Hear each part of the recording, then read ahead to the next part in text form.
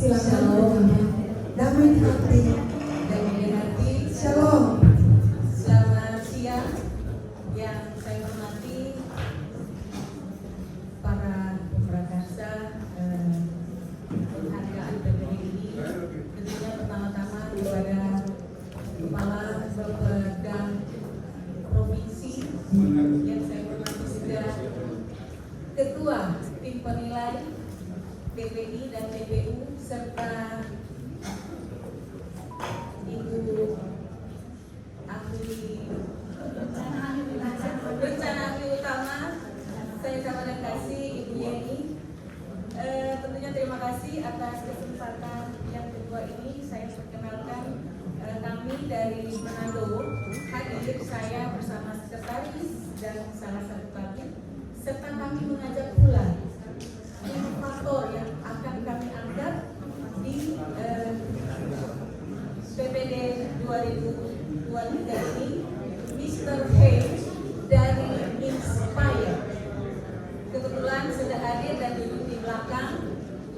Kami mengangkat inovasi dari Inspire untuk PPD tahun 2023. Baik Bapak Ibu, Kota Manado kita kenal dengan kota yang berada di pesisir Teluk Manado dengan luas wilayah 157,26 km ditambah lahan reklamasi sebesar 0,83 km. Kita punya 11 kecamatan, 87 kelurahan dan 504 lingkungan dengan jumlah penduduk sebesar 485.720 jiwa. Bapak Ibu, yang akan kami paparkan di sini secara online berupa pencapaian pembangunan, kemudian kualitas dokumen RKPD, proses penyusunan RKPD, penggunaan produk dalam negeri dan inovasi daerah. Untuk pencapaian pembangunan daerah, kami mulai dengan pertumbuhan ekonomi. Pertumbuhan ekonomi Kota Manado ada di angka 5,14%, di atas rata-rata Sulawesi Utara dan di atas rata-rata nasional. Kemudian untuk PDB per kapita, Kota Manado berada di atas rata-rata Sulawesi Utara dan berada di atas rata-rata nasional. Ada di angka 87,20. Kemudian perlu kami tambahkan, ini berhubung belum dirilis angka untuk tahun 2022. Kemudian untuk pencapaian tingkat pengangguran terbuka. Tingkat pengangguran terbuka Kota Manado terlihat yang paling tinggi, berada di angka 10,47% atau sebanyak 24.489 pengangguran. Pencapaian kemiskinan, nah ini berita baru dan berita baik untuk Manado. Kalau disandingkan dengan tahun 2021, angka kemiskinan Kota Manado ada di 6,19. Di tahun 2022 menurun menjadi 5,85%. Kemudian untuk indeks pembangunan manusia, Kota Manado berada jauh di atas rata-rata nasional dan provinsi, ada di angka 79,66. Kemudian pencapaian ketimpangan, Gini rasio Kota Manado belum dipublish untuk 2022, namun untuk 2021 berada di angka 0,36. Kemudian kita lanjut dengan capaian pelayanan publik. Pemerintah Kota Manado berhasil meraih penghargaan Gerakan Menuju Smart City tahun 2021 untuk kategori Kabupaten Kota Terbaik Dimensi Smart Governance.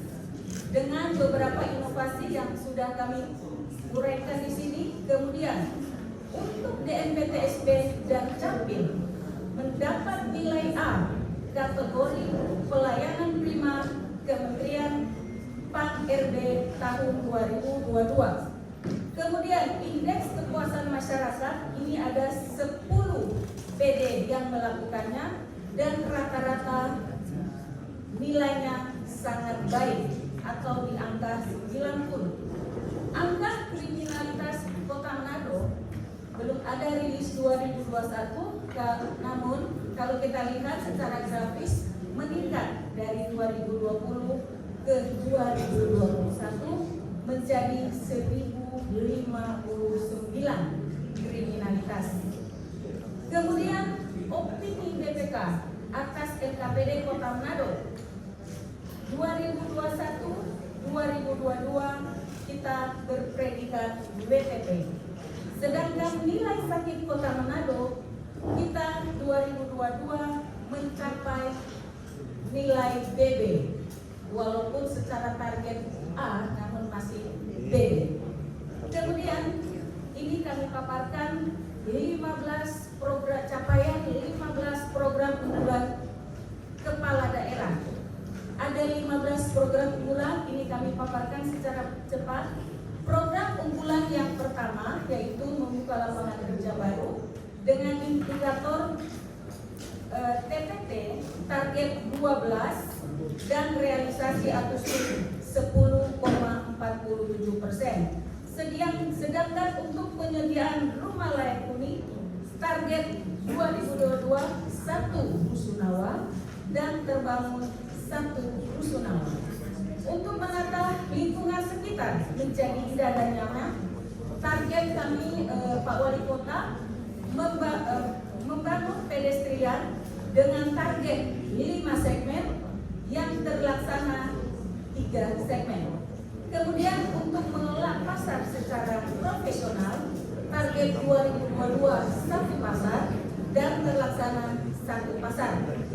Kemudian pengolahan sampah, pengurangan target 26%, capaian 5,7%. Sedangkan penanganan target 73%, capaian 77,30%. Dan seterusnya kami lanjutkan dengan inflasi tahun 2018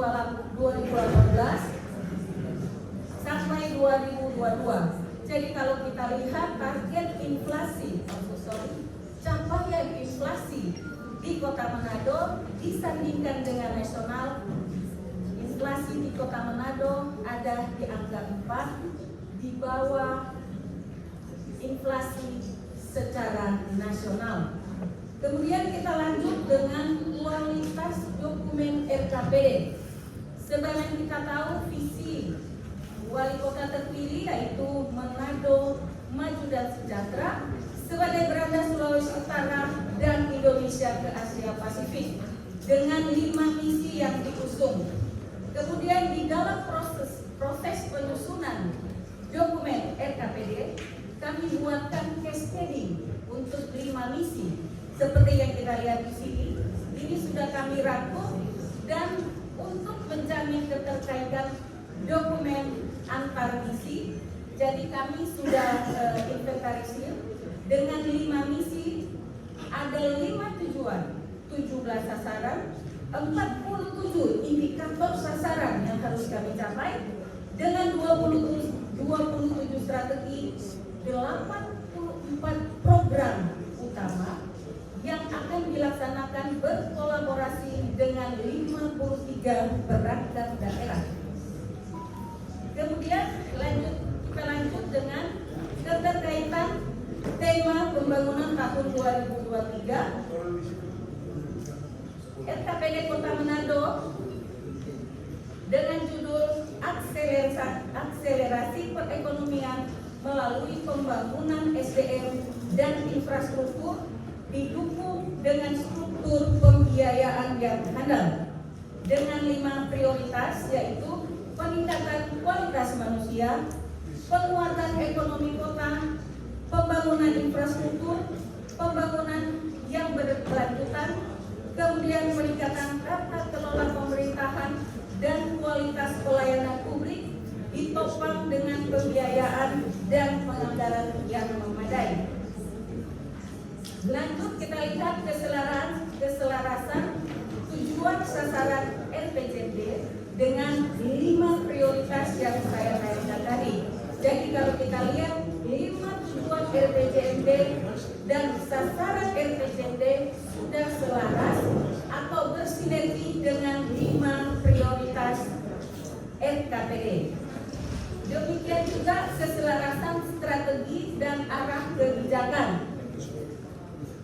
17 strategi RPJMD dan pada tahun 2023 ini kita masuk pada tahun kedua arah kebijakan, yaitu akselerasi perekonomian melalui pembangunan SDM dan infrastruktur juga sudah selaras dengan 5 prioritas RKPD yang kami angkat. Lanjut proses penyusunan RKPD. Bapak Ibu, kita lihat framework RKPD Kota Manado.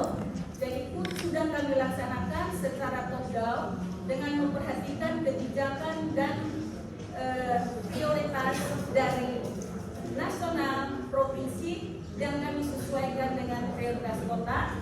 Kemudian secara bottom up, balik tadi di framework, sudah kami lakukan musrembang di tingkat kelurahan dan terkumpul 894 usulan.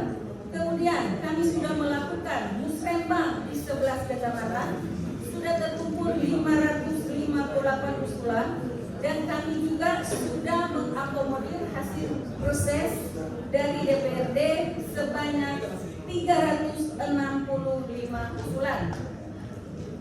Slide selanjutnya ini adalah proses-proses yang sudah kita laksanakan, yaitu pendekatan top down, lanjut pendekatan bottom up, lanjut pendekatan politik, dan pendekatan proses teknokratik.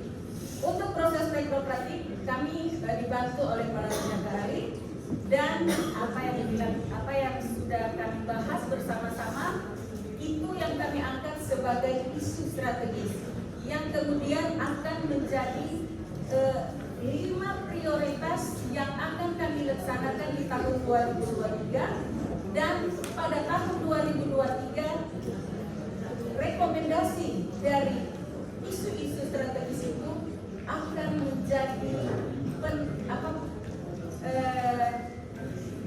kinerja perjanjian dan akan menjadi bahan perjanjian kinerja antara Bapak Wali Kota dan 53 kepala perangkat daerah.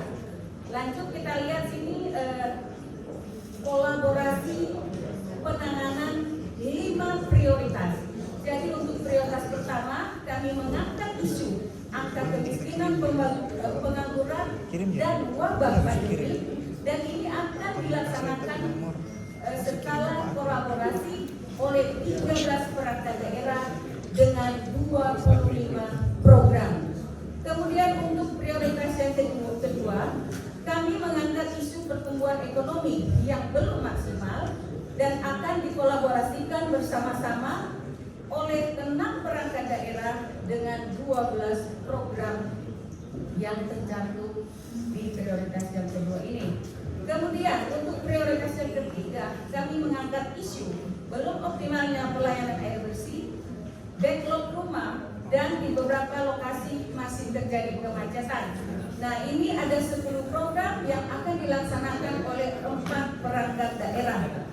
Kemudian untuk prioritas keempat, kami mengangkat isu di beberapa lokasi masih rawan banjir dan longsor, kemudian belum optimalnya pengelolaan sampah, belum optimalnya pengelolaan spal, belum optimalnya penertiban pelanggaran perda, dan ada isu perubahan iklim. Nah, ini akan dilaksanakan program 10 program kegiatan di 6 perangkat daerah. Kemudian program prioritas yang kelima,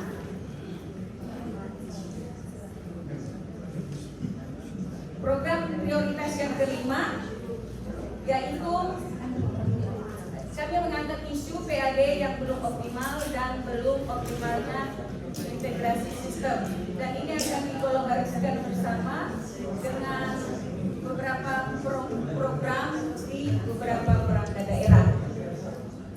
Untuk inovasi yang akan kami angkat tahun ini kami tayangkan berupa video.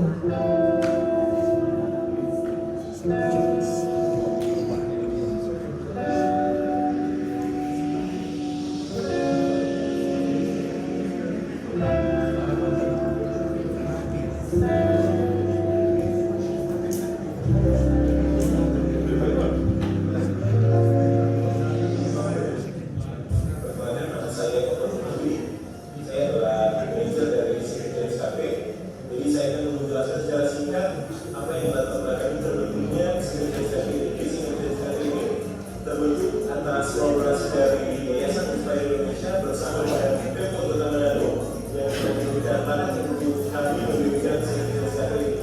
Jadi kenapa didatangkan sertifikat ini? Kita ini bukan hanya sekedar KPU biasa, yang berlain juga kami juga ada produk-produk UMKM, juga kopi dan hal ini semua yang dimiliki oleh produk buatan dari daerah. Dan itu yang isinya itu, tapi yang punya ini kalau saya bilang ini bukan sekedar KPU biasa, karena di KPU ini ada pelatihan para wanita pidana. Jadi bukan sekedar KPU yang cuma mengurus tentang kopi, tapi dari situ melatih para pidana atau para pidana dan berada di sekitar daerah kita Manado. Mereka keluar, mereka diharapkan yang menjadi berlatih 4 sampai 5 bulan. Jadi ini yang kita lihat juga ada punya usaha bersama di sini, itu sama di hal dasarnya kita di sini. Dengan harapan yang ini juga nantinya kami melatih mereka dan mereka bisa berhasil dilatih di sini, mereka bisa mendapatkan bekal yang luar biasa. Yang berarti kalian menjadi jam start dari mereka ini untuk lanjut ke tempat lain dari seluruh kami dan mengangkat kesempatan kedua menjadi siapa saja yang berguna, yang mau belajar dan yang mau menjadi baik ya. Tetap semangat dan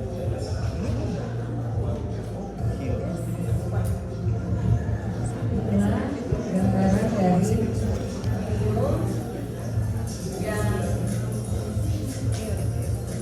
merupakan kolaborasi antara Kota Manado dan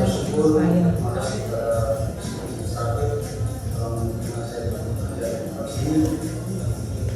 Ini merupakan satu lab kepada para pemanah napi agar mereka bisa merasakan kesempatan yang kedua. Di sini saya belajar yang baik, lebih disiplin lagi dalam bekerja, saya bersama teman-teman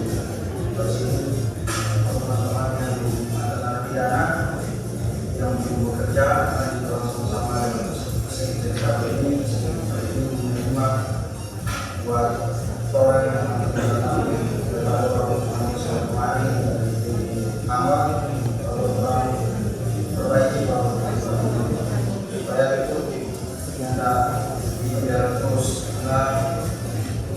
orang depannya terus menjadi lebih baik, bukan besar ya. Terima kasih.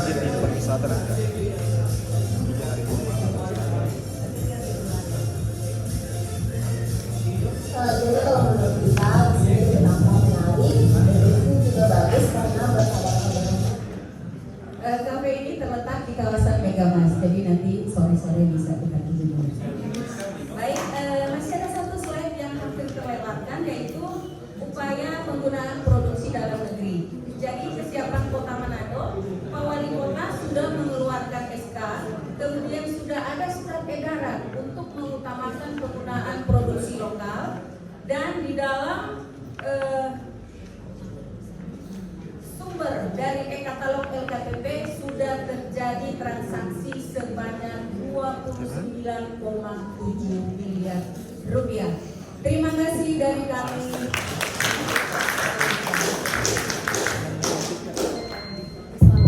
Ya, 12.53. Masih ada 1 menit sebenarnya. Ya.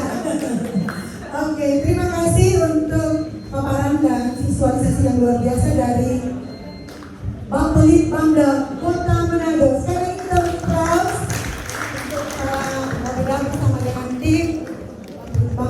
Bapak Ibu hadirin yang kami hormati, saat ini sudah menunjukkan pukul 12, sudah mendekat ke pukul 13, sehingga untuk saat ini kita akan rehat dulu untuk kita lunch bersama, dan nanti kita akan masuk kembali. Jadi jam berapa habis lunch? Oh, berapa? Kita akan kumpul kembali pukul 14.00.